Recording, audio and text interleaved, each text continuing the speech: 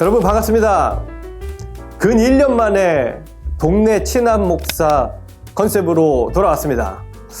제가 작년 이맘때쯤에 이 컨텐츠를 시작하면서 매주 영상을 한번 업로드 하겠다, 그런 엄청난 포부를 가지고 컨텐츠를 시작했는데 3번 올렸나요? 쉽지 않더라고요.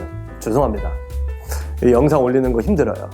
그래서 거의 지금 한 1년 만에 다시 찾아뵙게 됐는데, 1년 만에 여러분들 다시 찾아오게 된 이유는 뭐냐면, 이제 우리가 사순절이잖아요.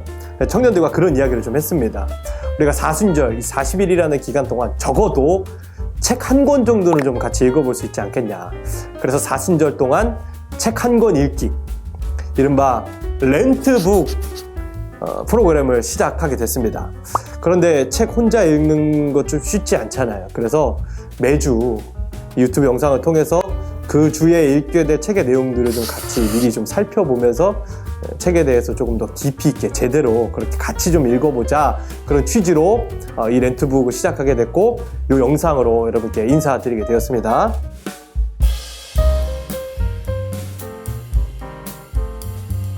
그래서 우리가 이제 이 렌트북 프로그램을 통해서 읽게 될 책은 알리스터 맥그레스가 쓴 십자가란 무엇인가 라는 책입니다. 그래서 제가 이 책을 고르면서 고민이 굉장히 많았어요. 청년들이 책 읽는 거 좀 이렇게 부담스러워하고 어려워하는 청년들도 좀 있더라고요. 뭐 공부도 해야 되고 알바도 해야 되고 뭐 애도 봐야 되고 다 이해는 하는데, 그래서 최대한 얇은 책, 최대한 부담 없는 책을 좀 선정해야 됐고, 그러나 내용만큼은 얇지 않은 책, 굉장히 어렵죠. 그래서 고심 끝에 제가 고른 책이 이 알리스터 맥그레스가 쓴 십자가란 무엇인가라는 책인데, 이 알리스터 맥그레스라는 사람이 굉장히 좀 대단한 사람입니다.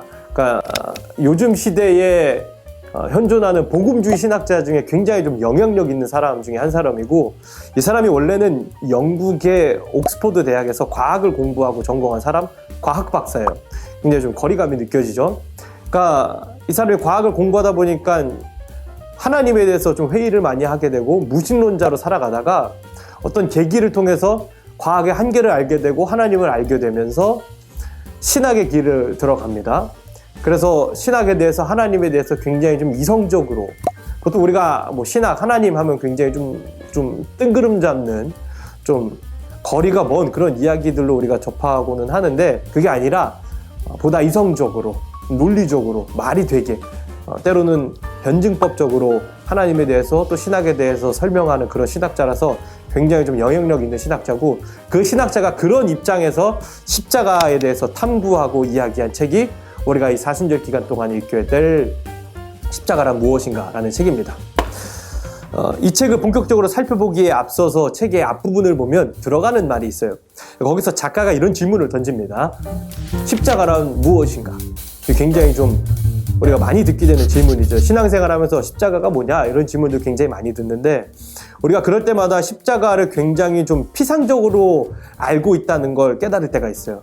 그래서 작가가 십자가를 보물상자에 비유하곤 하는데, 보물상자 겉모습이 중요한 게 아니라 그 안에 담겨있는 내용이 중요한 거잖아요. 근데 우리가 십자가 안에 담겨있는 내용에 대해서 깊이 있게 알기보다는 어떤 대단한 사람의 고결한 고난과 뭐 희생정신, 뭐 이런 게 십자가다, 이렇게 이해하고는 하는데, 이 알리스터 맥그레스라는 작가가 그 십자가에 담겨있는 보물과 같은 그런 내용들, 그 십자가가 갖고 있는 진정한 의미, 내용들에 대해서 탐구하는 책이고요. 특별히 제가 이 책을 쭉 읽으면서 가장 좋았던 게 뭐냐면, 십자가를 십자가로만 해석하는 게 아니라 부활에 입각해서 십자가를 설명하는 게 굉장히 좋았어요.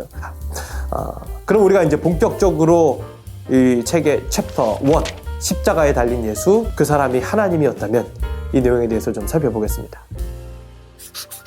먼저 이 책을 읽을 때 우리가 가지고 있어야 될 기본 자세를 좀 소개해야 되는데, 십자가를 처음 알게 된 사람처럼, 십자가에 대한 이야기를 처음 듣는 사람처럼 이 책을 좀 보라고 작가가 이야기합니다. 그런 자세를 가지고 우리가 이제 십자가에 대해서 살펴볼 건데, 십자가는 로마 유대의 어떤 그런 맥락적인 이해가 필요한 거거든요. 그러니까 십자가는 로마와 이스라엘 사람들의 어떤 그런 맥락 안에서 봐야 십자가에 대해서 잘 알 수 있어요. 사실 이 십자가는 로마의 사형 방법이에요. 그런데 우리가 좀 질문을 던져봐야 될 게, 예수님은 이스라엘 사람이잖아요. 유대인이잖아요. 왜 유대인, 이스라엘 사람인 예수님이 로마식 사형 방법인 십자가에 달려 죽어야 했는가? 이 질문에 대해 먼저 던져봐야 되거든요. 예수님이 십자가에 달리실 그때가 6월절 이제 어간이었어요. 6월절 명절 이제 근처였는데 이스라엘 백성들에게 6월절은 굉장히 중요한 의미의 명절이잖아요. 특별히 하나님의 약속과 관련된 그런 명절이에요. 시간을 많이 거슬러 올라가서 이제 모세 시대 때 하나님께서 이스라엘 백성들을 애굽에서 탈출시켜 주시겠다고, 구원하시겠다고 약속하셨고 그 약속을 하나님이 이루어 주신 날이 6월절이에요.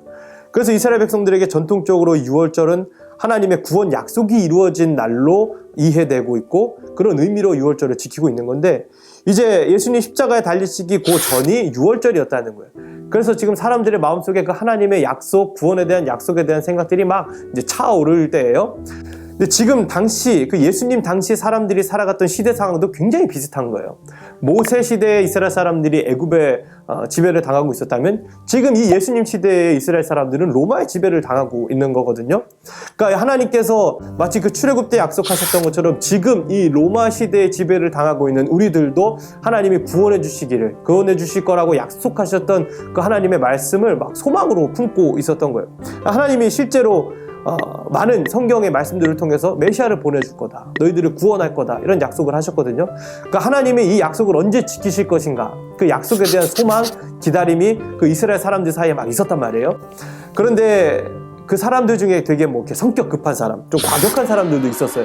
그래서 메시아 언제 올지 알고 우리가 계속 기다리냐, 우리가 우리 힘으로 무력으로 한번 독립을 쟁취해보자, 이런 마음을 가진 사람들, 이런 입장을 가진 사람들도 있었어요. 그래서 이 사람들이 막 로마라는 제국을 향해 반란을 일으키기도 했었단 말이죠. 근데 이제 로마라는 제국의 입장에서 봤을 때 독립하겠다고 한번 싸워보자고 반란을 일으키는 사람들을 그냥 내버려 둘 수 없잖아요. 그래서 그 반란을 일으키는 사람들을 다 체포합니다. 그리고 그 반란자들을 어떻게 처형했냐면 바로 십자가에 처형을 한 거예요. 그러니까 십자가는 특별히 반란을 일으켰던 사람들을 사형할 때 사용했었던 사형 방법인데, 이 십자가라는 형벌이 사실은 되게 잔인합니다. 뭐 잘 아시겠지만 이게 굉장히 잔인해요. 왜 이렇게 잔인했을까 생각해 봤더니 아무래도 이게 좀 본보기가 필요했었던 것 같아요. 반란을 일으키면 너희들 이렇게 처참하게 죽는다, 그러니까 반란은 꿈도 꾸지 말고 얌전히 살아라, 이런 본보기를 보여주기 위해서 이 십자가라는 굉장히 좀 참혹한 방식으로 반란자들을 사용했었던 것 같은데, 이 십자가형을 시행하기 전에 앞에 어떤 뭐 예열 과정 비슷한 게 좀 있었던 것 같아요. 일단 죄수의 옷을 이 허리 있는 데까지 다 벗깁니다. 그러니까 상반신이 다 노출되겠죠. 맨살이 드러난 그 상반신에 막 채찍질을 막 하는 거예요. 그런데 이 채찍도 그냥 채찍이 아니라 그 채찍 끝에 이렇게 뭐 날카로운 쇠 조각이나 동물 뼈다구 조각 막 이런 게 달려 있는 거예요. 그러니까 이 채찍이 사람 몸을 휙 감기는데 그 끝에 담겨 있는 쇠나 그 뼈 조각에 살점이 막 다 뜯겨나는 거예요. 그러니까 십자가에 달리기 전에 이미 막 온몸이 막 피로 피칠갑이 되어 있는 그런 상태로 굉장히 좀 기진맥진하게 되는 게 십자가형의 전 단계입니다. 그러고 나면 그렇게 온몸이 만신창이가 된 그 죄수에게 그 자기가 달리게 될 십자가를 지고 언덕을 올라가게 해요. 이제 사형장이 언덕에 있는데 그 당시에 그 언덕을 사람들이 해골의 언덕, 골고다라고 부르고 했는데 그 언덕 꼭대기까지 자기가 죽게 될 그 십자가를 지고 올라가게 했어요. 근데 그때 당시에 십자가 형태가 굉장히 좀 다양했습니다. 특별히 이제 예수님과 유대인들이 졌던 십자가는 파티블룸이라는 십자가인데, 가로나무, 그러니까 십자가가 이렇게 세로와 수직과 수평, 이렇게 가로와 세로로 되어 있잖아요. 근데 그 중에 가로로 된 나무를 지고 언덕까지 올라가는 거예요. 이게 얼마나 힘들었겠습니까? 온 몸이 채찍에 맞아서 만신창이가 되고 기진맥진한 상태에서 그 무거운 파티블룸 십자가를 지고 그냥 올라가기도 힘든 언덕을 막 터벅터벅 올라가는 게 얼마나 힘든 일이었겠어요. 그렇게 참 힘들게 사형장 꼭대기, 언덕 꼭대기까지 올라가고 나면 이제 죄수의 옷을 싹 다 벗깁니다. 완전히 빨개 벗기는 거, 하반신까지 다 벗기는 겁니다. 이게 어떤 의도가 있는 거냐면 채찍질을 하면서 막 육체적인 고통을 이제 충분히 줬으면 그 다음에는 이 정신적이고 심리적인 고통을 막 주는 거예요. 그러니까 죄수의 어떤 정신적으로나 육체적으로나 하여튼 양면에 완전히 해를 주는 거죠. 그러니까 이거 굉장히 십자가는 수치스럽고 잔인한 형벌이었던 거예요. 그런 다음에 이제 온갖 수치를 다 준 후에 본격적으로 이 죄수를 십자가에 세워져 있는 그 숲직 나무에 이제 겁니다. 죄수를 그 나무에 고정시켜야 되는데 우리가 왜 이 십자가 하면은 손바닥에 못을 박는다 이렇게 생각하잖아요. 근데 이 손바닥 보시면 아시겠지만 이게 굉장히 얇아요. 얇고 뼈도 이렇게 굵지가 않아 가지고 여기에 못을 박으면 뭐 손바닥이 찢어지거나 뭐 쉽게 빠지거나 그럴 위험성이 있기 때문에 못을 여기 손목에 박은 거예요. 뼈도 두껍고 잘 떨어지지 않는 이 손목에다가 이만한 못을 박는 겁니다. 죄수를 이제 거기다 고정하는데 그 십자가 수직 나무 중간에 이게 참 제일 제가 개인적으로 이게 제일 잔인했던 것 같은데 이 쉐딜레라고 하는 작은 뭐 의자도 아니고 그러니까 지지할 수 있는 지지대 같은 거를 거기다 고정을 시켜놔요. 이게 왜 다는 거냐면 죄수가 나무에 달려가지고 축 처져 있으면 빨리 죽어요. 그런데 빨리 죽지 못하게끔 몸을 아주 살짝 지탱할 수 있을 정도의 지지대 그 쉐딜레를 거기다 고정해 놓는 거예요. 그래서 그 십자가에 달려서 천천히 숨 쉬면서 천천히 죽어가게끔 하는 장치가 그 십자가 중간에 달려있는 쉐딜레라는 장치예요. 그러니까 이게 얼마나 사실 좀 잔인하고 끔찍한 형벌입니까? 빨리도 못 죽어요.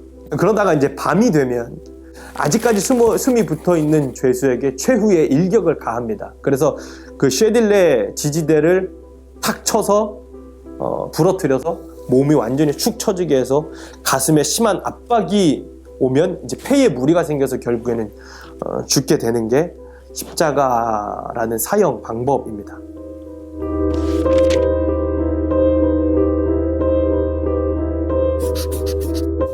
자, 이제 이렇게 잔인한 십자가에 오늘 보니까 3명의 사람이 달려있다고 이제 책에서 이야기를 해요.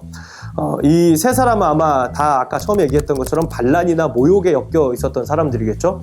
근데 이제 그 중에 유독 한 사람이 굉장히 많은 욕을 먹고 있고 모욕을 당하고 수치를 당하고 2명보다 더 많이 지치고 힘들어 보이는 기색이 역력해 보이는 한 사람이 있는 거예요. 이 사람이 누구냐가 이제 오늘의 문제인 건데 일단 주변의 이야기를 들어보면 이 사람 직업이 목수라고 하는 겁니다. 목수. 굉장히 좀 아이러니한 게 자기가 평생 다루었던 나무와 못에 달려서 죽어가고 있는 게 이게 굉장히 좀 큰 아이러니가 될 수 있겠죠. 근데 우리가 생각해 봐야 될 건 도대체 그런 그냥 목수가 일개 목수가 도대체 무슨 큰 죄를 저질렀길래 이렇게 잔인한 십자가에 달려서 죽어가고 있는가, 이 부분에 대해서 좀 우리가 생각을 해봐야 되는 거예요. 어떤 사람들은 그 사람이 굉장히 권위 있는 교사였다고 이야기를 합니다. 뭔가 이제 많이 잘 가르쳤던 사람이라는 거죠.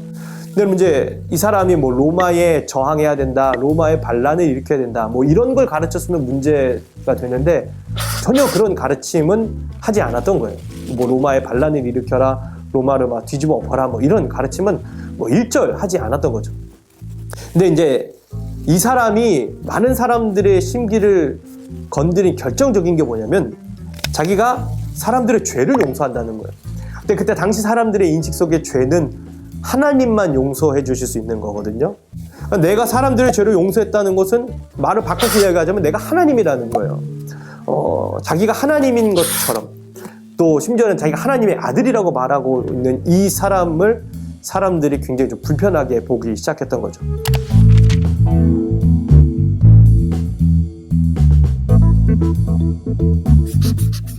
그럼 이 사람이 정말 하나님이었을까? 사실 그 사람이 진짜 하나님이었다면 이건 정말 대단한 일이 일어난 거거든요. 사실 여러분, 하나님은 사람과 달라야 하나님이에요. 그러니까 하나님이 사람이랑 똑같으면 그건 그냥 사람이에요. 똑같은 사람이에요. 근데 이 사람과 다르기 때문에 하나님이고 신인 거거든요. 그런데 사람이 아닌 그 하나님이 사람이 되어서 나타났다. 사람이 된 하나님이 있다고 하면 이거는 굉장히 놀라운 일인 거죠. 하나님에 대해서 알고 싶은 사람들에게 하나님이 어떤 분이신지를 알려줄 수 있는 사람이 나타난 거예요. 하나님을 제대로 알려줄 사람이 나타난 거고, 심지어는 더 나가서 우리가 눈으로 볼 수 있고 손으로 만져볼 수 있는 하나님이 나타난 거예요. 이건 굉장히 대단한 일이 일어난 거죠. 그러니까 하나님에 대해서 알고 있었던 모든 게 완전히 뒤바뀌고 완전히 새로워지는 그런 일이 일어나는 거예요. 그러니까 이 사람이 하나님이면 그 진짜 대단한 일인 거죠.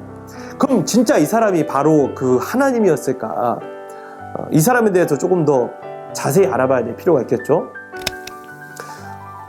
이 사람은 출신이 나사렛이라는 동네예요. 나사렛 출신인데, 나사렛은 그때 당시에 굉장히 영향력이 없고 굉장히 작은 동네였어요. 그러니까 사람들이 생각했을 때 하나님이라고 또 뭐 메시아라고 볼 만한 그런 뭐 배경이 전혀 아니었던 거죠.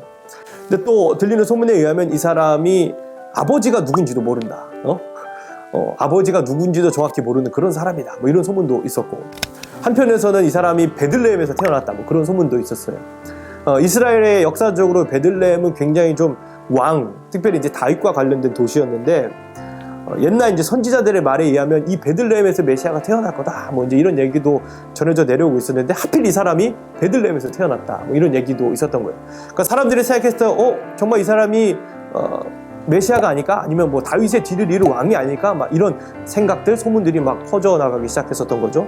심지어 지금 이 사람 머리 위에 달려있는 팻말에도 유대인의 왕이다. 뭐 이런 얘기가 조롱 섞인 어떤 의미로 달려 있었던 거죠. 그리고 이 사람이 살면서 살아생전에 가르쳤었던 여러 가지 뭐 이야기들, 가르침들, 또 특별히 비유 같은 걸 보면 뭔가 확실히 좀 특별히 다른 점이 있었던 거예요. 그때 당시의 신학자들이나 뭐 가르치는 바리새인이나 서기관 뭐 이런 사람들의 가르침과는 좀 특별히 뭔가 다른 무언가가 있었던 것도 확실하고, 더 확실한 건 이 사람이 막 병 걸린 사람들, 소외된 사람들, 가난한 사람들 찾아가서 병 고쳐주고 도와주고 뭐 함께 해줬다는 건 굉장히 많은 사람들에 의해서 확증되어 있었던 그런 이야기예요. 근데 무엇보다 이 사람에게 좀 집중해야 될 거는 그 사람 이름인데, 이 사람의 이름이 예수예요. 뭐 예수는 당시에 이렇게 특별한 이름은 아니었고 흔한 이름이었는데, 그 예수라는 이름의 뜻이 뭐냐면 하나님이 구원해 주신다라는 뜻이 있었던 거예요.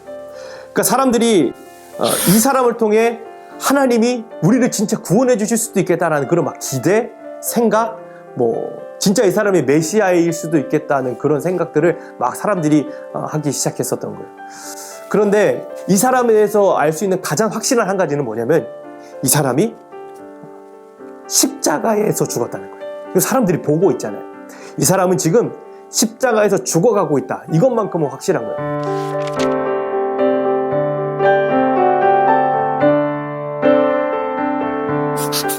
이 사람이 참 여러모로 확실히 좀 특별한 사람이었던 건 맞지만, 이 사람에게 지금 가장 치명적인 게 뭐냐면 지금 십자가 위에서 죽어가고 있다는 거예요.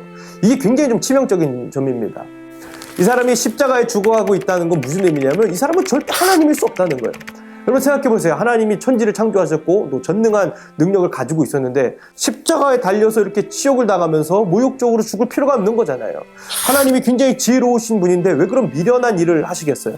그러니까 이 사람이 지금 십자가에 달려있다는 것만으로도 이 사람은 하나님이 아니라는 결정적인 증거가 되는 거고, 더 나아가서 이 사람은 하나님께 저주받았다는 의미도 되는 거예요. 근데 당시에 나무에 달려서 죽는 사람은 하나님께 저주받았기 때문에 나무에 죽는다, 그런 이야기가 있었던 거거든요. 그러니까 지금 십자가에 달려서 죽어가고 있는 예수는 하나님이 아닌 건 당연한 거고, 더 나아가서 하나님께 저주를 받은 사람이라는 의미도 되는 거예요. 그러니까 당연히 메시아일 수도 없겠죠.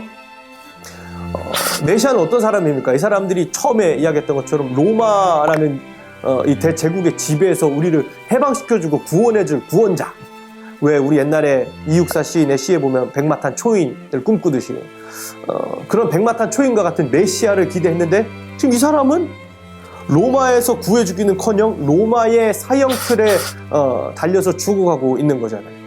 하나님께 저주받아서 사람들에게 모욕당하면서 이 사람이 죽어가고 있는 게 지금 가장 확실한 팩트예요.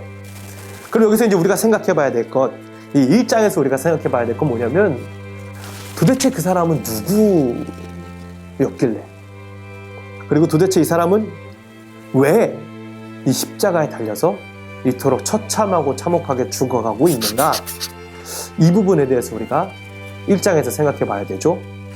이 질문에 대한 해답, 이제 앞으로 남아있는 2주, 3주, 6주차까지의 내용들을 통해서 이 십자가에 처참히 달려 죽어가고 있는 이 사람에 대해서 우리가 계속해서 생각하고 묵상하고 그 의미를 함께 좀 살펴가 보도록 하겠습니다. 다음 주를 그러니까 기대해 주세요.